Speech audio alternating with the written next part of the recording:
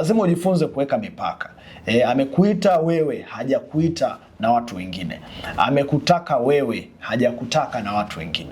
Don't bypass relationship. Yani usitumie ukaribu wako na huyo mtu kuwanufaisha watu wengine. Inawezekana amekupa nafasi wewe, asingependa hiyo nafasi iende kwa watu wengine. Sasa wewe usi take for granted, yani usichukulie poa mahusiano ulionayo na huyo mtu mkubwa.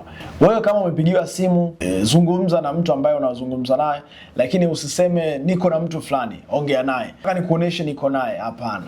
Mtu fulani, ongea na mdogo wangu yuko hapa. Mama yangu anataka kusalimia.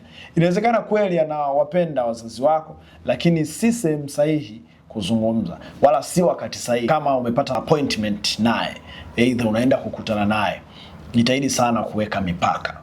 Mtu mwingine unamkaribisha, anakuja na watu wengi. Kwa lazima ujue kuheshimu nafasi uliopewa, usi-expose kwa watu wengine. By the way, inaitwa Shamba the Shamba, ni mwelimishaji wa chapa na biashara. Ikiwa ungependa kujifunza zaidi, tafadhali sana ni follow kwenye mitandao ya kijamii ili tuendelee kujifunza.